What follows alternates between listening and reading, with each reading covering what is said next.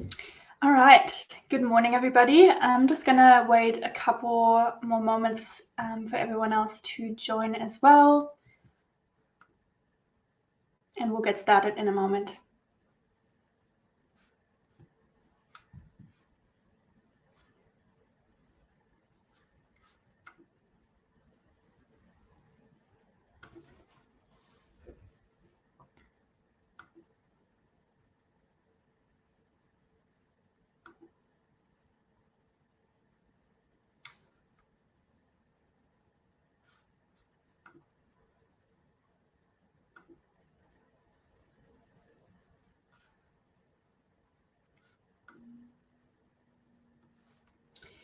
Okay, I'm gonna get into it and we'll just wait maybe just one more moment for some other people to join as well. But while we're waiting, I'm going to just briefly walk you through some housekeeping rules for the webinar today. So there's a couple ways you can ask questions if you would like to. At the bottom right corner of the window, you see a little chat bar where you can type in questions. There's two different ways you can ask questions, either in question mode, which would be preferable if it's a question, or if you just want to send another message in, you can do so in chat mode. But we will be looking at both, so don't worry too much and just send your message off. You can also send a message directly to me and Jara if you would like to do that, and rather than sending to everybody. So where you see down the bottom where it says to everybody, there's 3 dots, just click on those and then you can send to us directly as well. If you would like to speak up and talk to us directly, you can do so as well during our question and answers section of the webinar. To do so, just click on request to speak and then we'll be able to talk to you directly. If you missed something, don't worry, because we will be recording this entire webinar and it will be sent to you by email once the webinar has finished. You will also still be able to ask questions whilst watching the recording as well, if you think of anything else that you'd like to ask. Now, before we move on, I would just like to make sure everybody is able to use the questions section. If in the chat section, if you would be able to just send a quick message in with your industry that you're in, your business. I just want to make sure that everybody is able to use that for later on when we will go into questions. So feel free to send in a message now with your industry.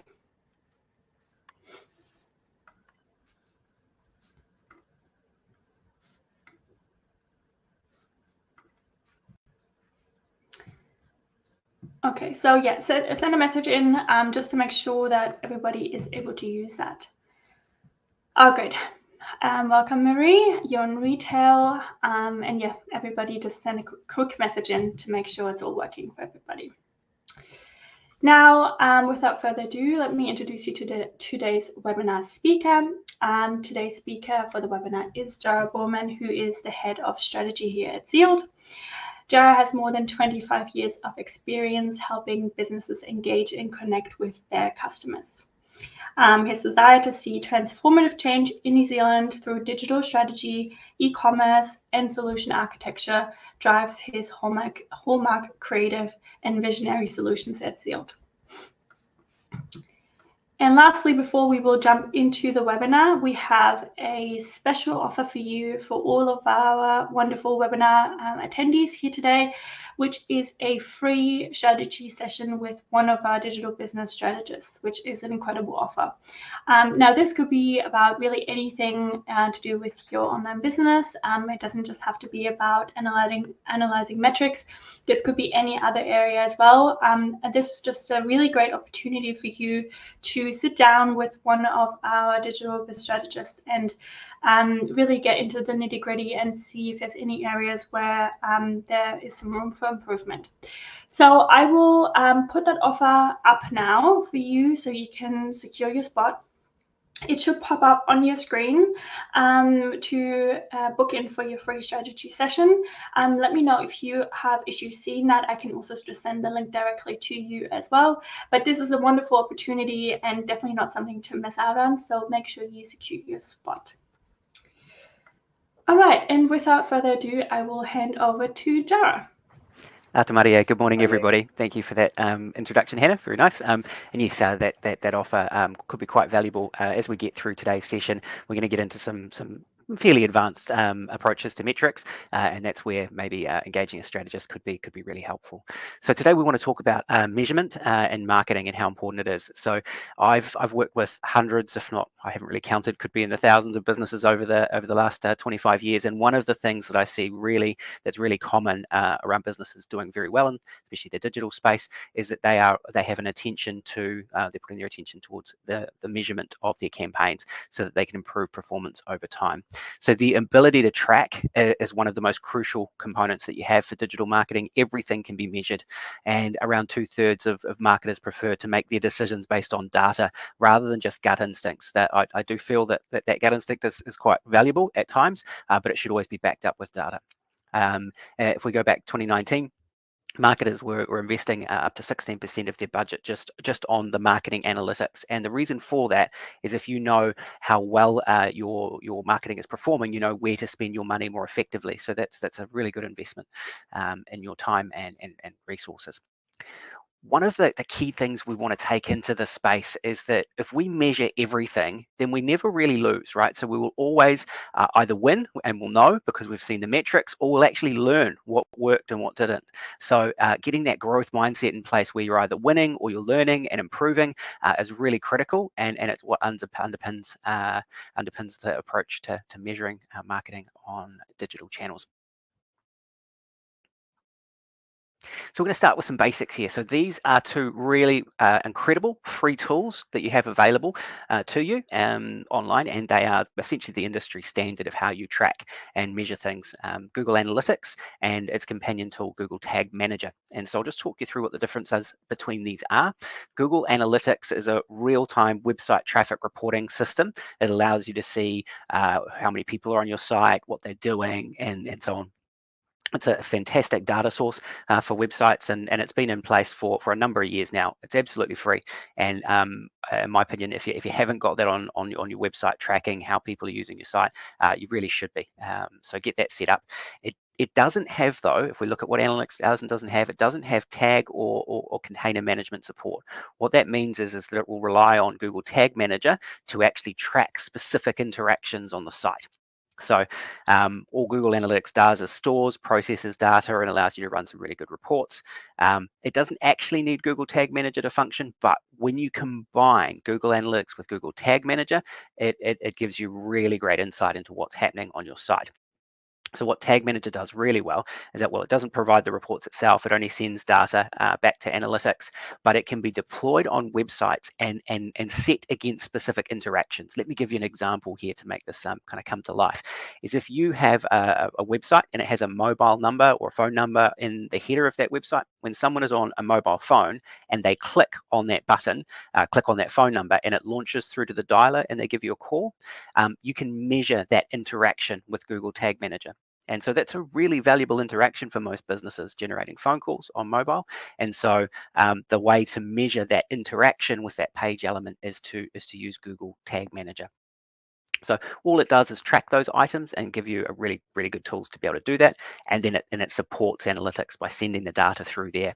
And you will see the output for Tag Manager in the conversion reports in Google Analytics. So that's just an entry point there to give you an idea of what those two tools do. You may hear those terms thrown around a fair bit when you start getting into metrics and talking with web developers and marketing agencies. So let's look at some of the metrics that start to be visible once you have Google Analytics and potentially Google Tag Manager running as well. So when you first arrive in Google Analytics, you'll be greeted with an audience overview tab, and this gives you some pretty impressive metrics to kind of understand how people are interacting with your site. The first one that's really important is users. This is the unique number of users that have come to your site. So that's essentially individual people, or more specifically, it's actually individual devices potentially.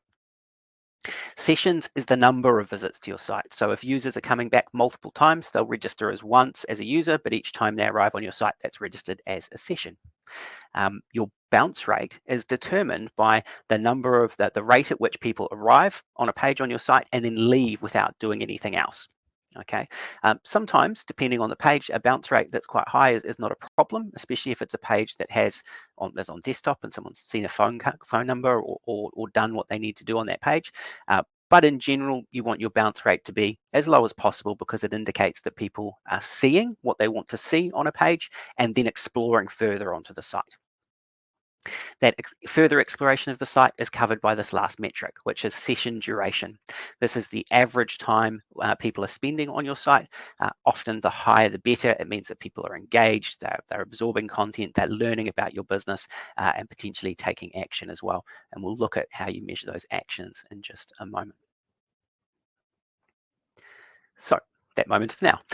The best goals to track on a website, right? So there are so many things that you can track on a website, but for me, that you always want to start with kind of the end in mind. What are the outcomes that you want from a website? What do you want people to do? What are the valuable business outcomes that you want from your digital marketing? Now, often that's an inquiry for a lot of businesses, right? So, so we want to measure all of the ways that people can inquire. Are they sending you a message through a live chat? Are they filling out a form and sending it through to you? Maybe, as I mentioned before, are they clicking on phone numbers from a mobile phone and ringing you? These are all really valuable outcomes for a business because it means that people are seeing what they want to see. They want to take things further. They want to engage with you, and so these should be the primary things that we track, along with email clicks are really powerful as well, and because that's people actually inquiring to you via that medium as well. So when it comes to, if you've got an e-commerce site, then you obviously want to be monitoring sales. So you want to look at not just the e-commerce piece, which is all of the activities on your site, like the number of purchases, the size of those purchases and revenue, but you want to monitor even more. So like how long of what sort of products have people looked at, who's added to cart, those sort of things. So you want to be monitoring all of these sort of outcomes that are related to your business goals in terms of revenue and lead generation. An earlier stage metric that we quite like to track as well is newsletter sign up. So this is a really good, what we call soft conversion goal. Someone's not actually buying from you now or inquiring, but they have intent to purchase from you in the future. And so if somebody has intent to purchase from you in the future, often what you'll do is you'll exchange like a coupon or some sort of valuable item in exchange for their contact details and add them to a newsletter database where you can start communicating with them on a regular basis and warm them up, essentially getting them ready to choose you when it comes time to actually purchase. So another really valuable thing to track, but it's obviously not quite a final, what we call a primary goal, which would be something like e-commerce itself, where you're actually taking money in exchange for product. So when we look at, so those are the kind of primary outcomes that we want to see on a website and track those. And then we also want to look at some of the earlier stage metrics as well. So what we're looking at now is how are people engaging with your website? How are they engaging with your ads and your presence across the internet? And so here's some of the key metrics that we'll look at here. We'll look at the number of impressions that you're getting. This is generally done from when you're running campaigns like Google Ads, for example, or if you're running ads on YouTube or different display platforms, or maybe even it's the number of people that get your emails or something like that. So impressions is the number of times your ad has been seen. All right. The open rate, specifically for email marketing, this is a really important one to measure. This determines how well you're hitting the mark with your email titles and the content that you're promoting to people on email. If you can get high open rates for your email marketing, you're going to be doing really well. And so a good open rate is around 15 to 30%. I've seen it much higher than that, but when it does get higher than that, you are doing incredibly well. That's it. So if it's under that, then maybe you need to look at what the content that you're promoting there. It may not be cutting through the clutter in someone's inbox. It may not be targeted enough to your customers that are subscribed, and you might want to look at tweaking the content there to try and get it up around that 15 to 30% mark. Click-through rate is another really important metric. This one's thrown around a lot in digital marketing spaces. This is the rate at which people click on your ad versus how often it is seen. So a higher click-through rate is better, obviously, and high click-through rates for something like search, for example, actually create a cumulative effect as well, because if Google sees that your click-through rates are high on your ads, it will actually push your ad further forward, give you higher ranking, and reduce your cost per click as well. So really important to be looking at click-through rate. Click-through rate for search. So if someone's actively looking for your products and services in search, the click-through rates are going to be higher in that space than they will be if you're trying to promote to people on the display network or social media and things like that. So a good click-through rate in search would be around that 2% mark. Anything higher than that, you're starting to do really well. But a good click-through rate for a display campaign in social media, for example, that could be around 0.35%, so much lower. So don't be concerned if your click-through rate on display and social is quite low. That's really normal, because you're actually going out there and trying to stimulate some interest in your products through those channels. Whereas in search, people are actively looking, and so are more likely to open the ads that they see. Conversion rate. Now, conversion rate is actually only possible if you are measuring conversions, right? Kind of makes sense. So that's why we talked earlier about the importance of measuring those outcomes off the website. If you've got those goals set, so you can tell when people are clicking to call on mobile or filling out an inquiry form, if you have that information, you can then determine what the conversion rate of your activities is. And so you want to look at how often people are buying things versus visits, and you can break that down per channel as well. So you can look to see how your social media traffic is performing from a conversion rate point of view. You can look to see how your Google Ads are performing from a conversion rate point of view. It's important to note that from an e-commerce point of view, your conversion rates are always going to be lower than conversion rates for maybe an inquiry style of website. So 1 to 2% is a relatively strong conversion rate for e-commerce. Often people look around a lot before they buy online, and so that's reflected in that low conversion rate number, whereas you'd probably be wanting to look at something like 4 to 5% or higher for conversion rate if you were just trying to generate leads or inquiries. So just to give you a little bit of a benchmark there in terms of what you should be looking for.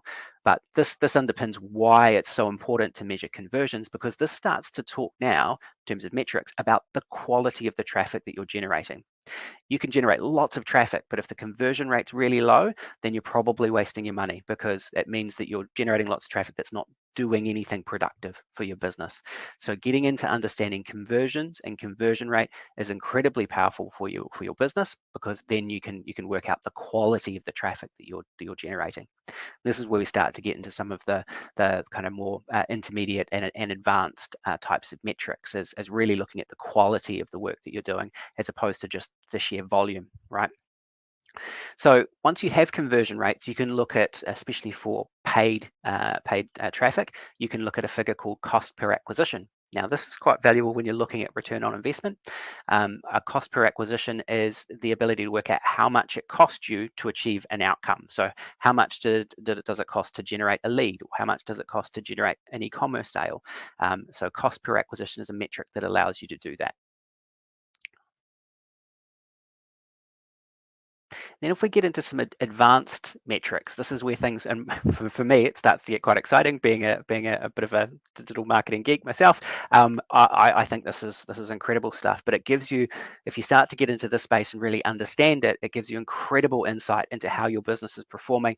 And it's in this space, when you're looking at these advanced metrics, that you understand your return on investment very deeply from your activities, and it gives you the opportunity to scale profitably. Right, that's what we're kind of looking at here with this graphic, is we're actually scaling, we're getting bigger, and we're making more money appropriately. And so you need to be measuring things to make sure that you're successful in that space. So as you grow or as you scale, the need for these sort of data-driven and automated decisions are really important. The great thing is that some of the tools out there, like Google Ads and Facebook, have a lot of these sort of things automated. If you can feed that conversion data back into them, they'll actually do a lot of the hard work for you. So yeah, these advanced metrics are geared towards long-term marketing decisions and forecasts. It allows you to scale the business, do so effectively, because you'll know, if I spend more in this space, what the likely outcome will be based on the data that you've collected. And one of the things that really helps here is understanding more about your customers as well, and understanding their value to the business. So understanding what your conversion rates for a lead to a sale are, what your the value of each, on average, each sale is to your business, and then what is the value of a customer once it's been acquired over time. So calculating the customer lifetime value. So being able to assign a customer lifetime value and a conversion value to types of conversions is really powerful, and that allows you to run some of these more advanced metrics.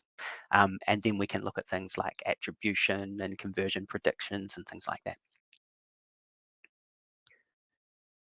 So let's have a look at this here. So I've talked about the value of a conversion. This might be new to some people, but this is a really powerful thing to exercise to go through if you have an inquiry-based business. If you generate phone calls and you generate leads, understanding the value of each of those can be quite enlightening in some cases if you haven't done it before. So what you do is it always starts with these kind of leads. So the value of a lead can be computed in a couple of ways. One, you take the value of a sale and divide it by the number of leads that it took to generate that sale, right? So if you, a good way to do this would be to say, how many times does the phone need to ring before you make a sale, right? That would be the number of leads that you'd need for it to be a sale. And then you'd work out what the average value of a sale from a phone call is, and you could use that to calculate the average value of a phone call to the business. All right, and you could take the average sale and the average conversion rate and do a similar thing as well. What this allows you to do once calculated is to then assign that value to that lead. So every time the phone rings, I know it's worth this amount of money. Every time I get an email inquiry, I know it's worth this amount of money on average. And you feed that information back into your marketing to develop return on investment modeling. Now, let me show you how this works. So we can take the value of the campaign revenue from a campaign. So essentially this would be, the campaign revenue would be all of the leads that you generated times the average lead value would give you your campaign revenue, and then you divide it by the cost that it took you to generate that traffic. And this would give you what's called a return on ad spend figure. This is where we're really getting into the quality of the traffic that you're providing. So we've gone from just basic metrics like the number of people visiting through to, are we getting quality traffic? Now we're actually getting into the point where we're trying to determine, is the traffic coming from this channel delivering really strong returns for you? And so you can do this return on ad spend modeling per channel that you're working on. So you can look at it from a search point of view. That could be Google Ads, it could be organic search, it could be social media, and it will allow you to determine the value that you're getting out of those particular channels. Why this works so well, and you can do this by campaign as well, why this works so well is that not every sale and not every lead is equal. All right, so if we had a look at this particular model here, let's say we've got two different campaigns running and we're calculating the return on investment for each. Campaign A had we end up getting $25 for each conversion, right? So you'd think, all right, that's cheaper to get those conversions, so that must be a better campaign, right? However, we got 100 conversions and the ad spend was $2,500. The order value on average for this particular campaign was $30. Right, so that meant our total revenue from our $2,500 investment was $3,000. So that's good. That's what we call a 1.2 return on ad spend. So for every dollar spent, you made $1.2 back. You're in positive territory. You're in a good place, right?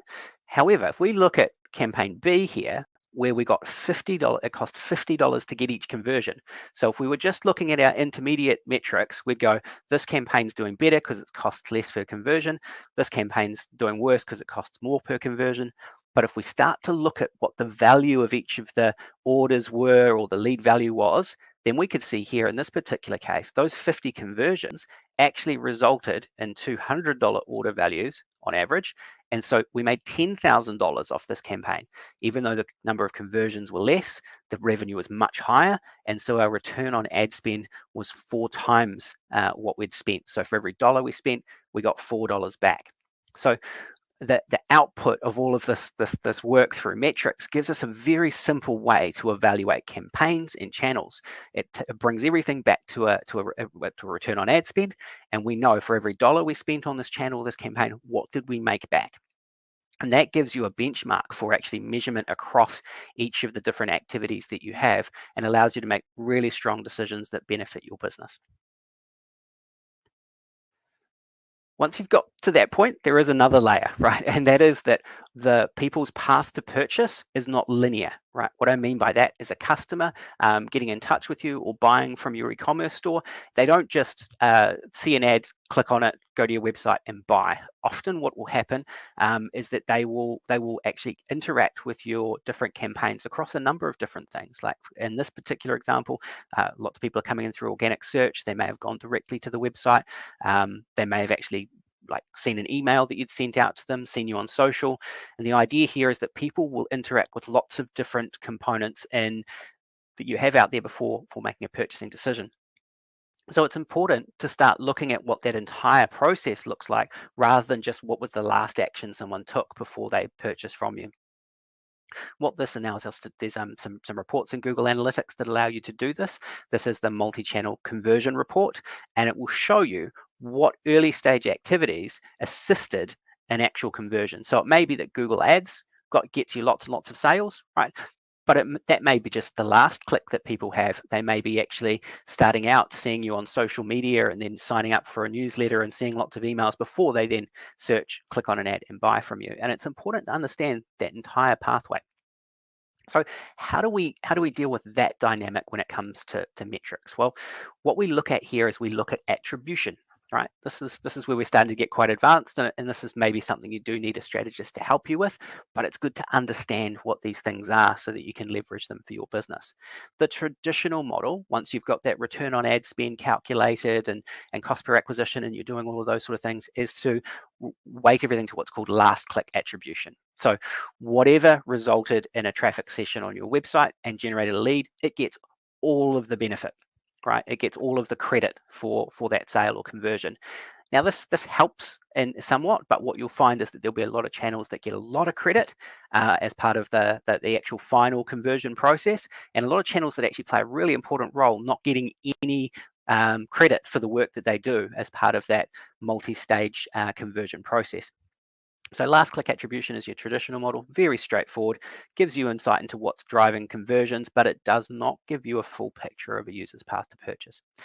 So what you look at instead is what's called weighted attribution. And in this model, what you do is you look to give a percentage of that conversion value to the last click, a percentage of that conversion value to the first click, and then you distribute the rest across each of the different, well, there's actually lots of different ways to do it. My favorite is to maybe give 25% to the last click, 25% to the first click, and then spread the rest out over the other touch points during that conversion process. But depending on how long that conversion process and how many touch points are, will depend on how you weight that attribution. The reason this is important, though, is if, for example, you ran a bunch of ads on YouTube. Now, that may have been responsible for introducing people to your brand in the first instance, and that's really valuable for that process of exposure and stimulating interest in your brand. Now, people won't necessarily buy directly from that activity, but they may buy later on when they see your ad or activity in other places.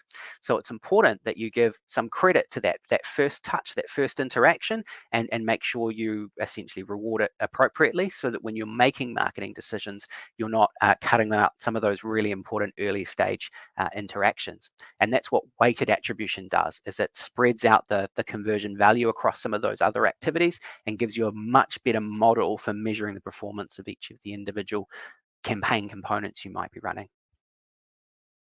So just a bit of a recap on what we've covered today. Experienced marketers and in fact some of the most successful people that I work with online base their decisions on data, the research and analysis of what the data that they collect. Google Analytics provides a great tool. It's free to use. It's an industry standard. You can bring all of your metrics together under one platform and run some fantastic reports.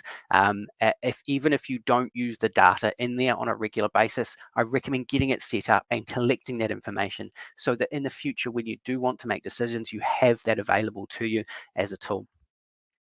So website and marketing metrics allow you to make decisions based on data. So trusting your gut's great, but up to a point, but you always want to back it up with data, because it'll help you make stronger decisions that essentially benefit your business. And advanced metrics, once you start getting into that space, are very helpful for creating better long-term forecasts and campaign spend allocation. And then return on ad spend really allows you to dive in and understand how each of the different channels you might be using are impacting your business. And then that last click and weighted attribution, looking to move towards weighted attribution and getting a model that works really well for you, will allow you to really deeply understand how you're interacting with customers and generating sales. There you go. That's me. Great. That was really, really insightful, Jara. So we'll go into questions now. If you would like to leave your questions in the Q&A section of the chat on the right-hand side, fire away and we will answer any of your questions. But in the meantime, let's just cover off a couple of questions that we get asked quite frequently.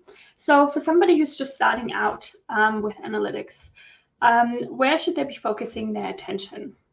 Okay, that's a great question. So when you first start with analytics, you'll get a lot of information about how many people are on your site and how long they are there. Some of those early stage metrics I showed in the screenshot before.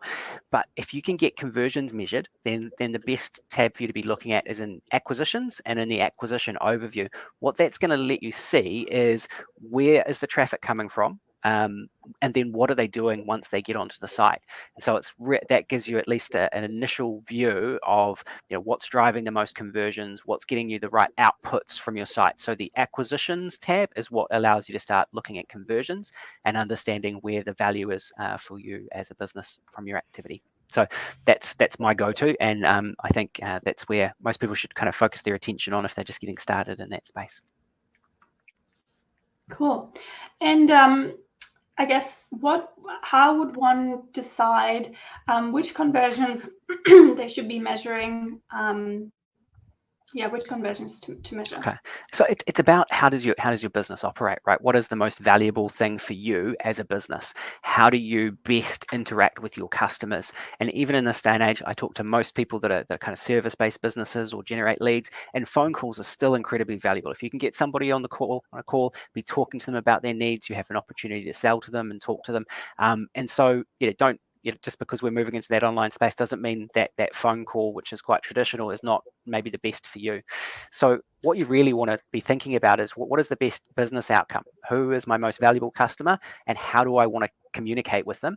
That then informs what sort of what we call call to action should be on your website, and then from there it's what are we measuring, which are those call to actions. So really the digital marketing piece of it, actually you want to put that to one side and just focus on who's your most valuable customer and how do you want to communicate with them, what works best for you now, and then try and dial that up with the activity online. Great. Okay, so please let us know if you have any questions. Now is your chance to ask away.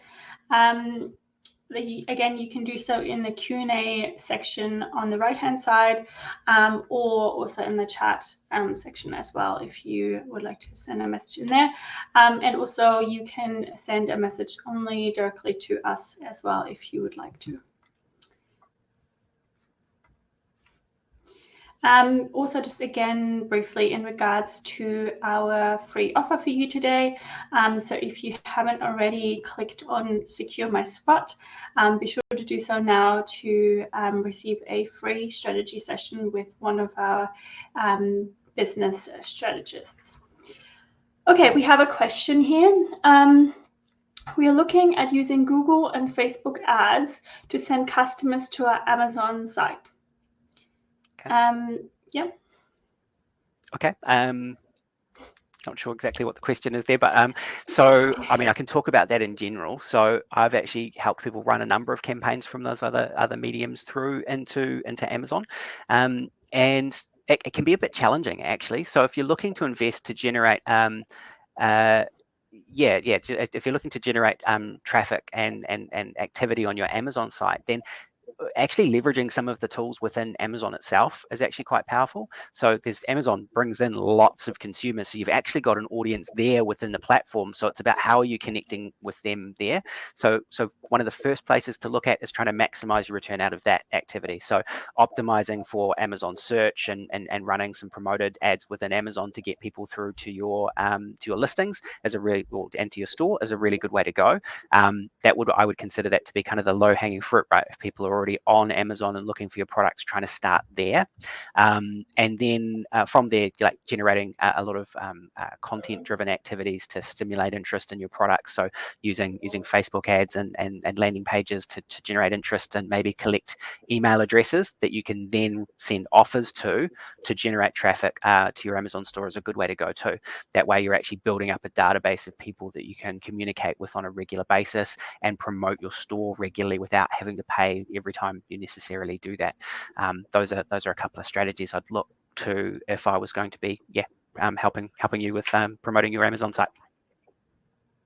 Awesome. Yeah, please send us a message and let us know if that answers your question, or if you have a follow-up question as well. If there's more you would like to know, we can talk about it a little bit more. Marie says, not a question, but thanks for the session. Lots to think about. Yeah, we covered a bit of ground. Hopefully it wasn't too much. It's quite a lot to take in, isn't it? it certainly is. Yeah. Okay. Well, it looks like there's no more questions, so we'll jump into the last bit of our presentation. Go. So just wanted to briefly show you as well what our next webinar is on. We have a exciting session coming up all about social media content creation. That webinar will actually be with myself, and we'll really deep dive into ways that you can go about creating social content in a way that doesn't take up all of your time and totally consume you, and is sustainable for somebody who's already really busy. That's on March 30th, so be sure to sign up. There's a button now on your screen that says register now, so you can already sign up for it to make sure you're not going to miss out. It's definitely a session that you should be attending. It's going to have a lot of really great insights. If you'd like to rewatch any of our previous webinars, you can do so at zeal.com/webinar series, where we have all of our past webinars. Okay, I'm just going to have a last look if there's any more questions. Oh yes, so we have a follow-up question. If you would like to send in your follow-up question, we're happy to address that now.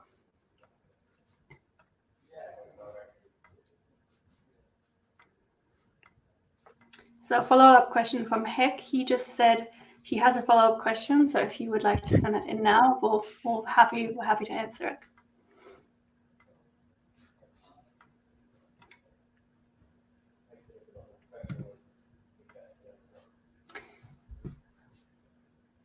And then also a message from Joy, who says, thanks for the session. We'll explore Google Analytics. We'll be able to as soon as borders open. Obviously, no international guests at present. Looks like we've got. Okay, and then the follow-up question from Heck was, what is the cost for your expert? I'm assuming this might have to do with our expertise to implement some of these strategies. Yeah, so the way it works, Herc, is that we offer a free strategy service where we'll actually evaluate what the needs and requirements are and give you some ideas around how to approach it. And as part of that, there'll be some costings and things like that around what it would take for us to implement those for you. It's impossible for me to kind of give you a cost right now without sitting down and going through that strategy and design process. But there's no obligation, there's no cost for that. So if that's something you want to talk through and get some help with, then yeah, we're really happy to have that conversation and provide an overview of how to approach it and give you some costs from there. Yeah, and again, it might be a good opportunity to just book in for that free strategy session, and that will be an opportunity for you as well to talk about anything extra that you would like to have for your business. Okay, well, thank you everybody for attending this webinar. We'll be back for our next webinar on the 30th, and we will see you then. Sorry, there's another question that just came in from Florence. If you don't sell online, but through wholesalers, therefore analytics never show conversions, what would you recommend? Well, so if you've got a website that's designed to support wholesalers, then often what you'll be doing is you'll be promoting your products and you'll be looking to send them through to where your retailers are. And so your conversions could be a connection between a user and the information for one of your retailers. So you'd have a store locator or something like that on your website to help guide that user to where to buy. And so your conversions would be making that connection with an individual retailer through a store locator. Or alternatively, a lot of businesses that work in that space are starting to do more when it comes to having a conversation with consumers before they buy from a retailer.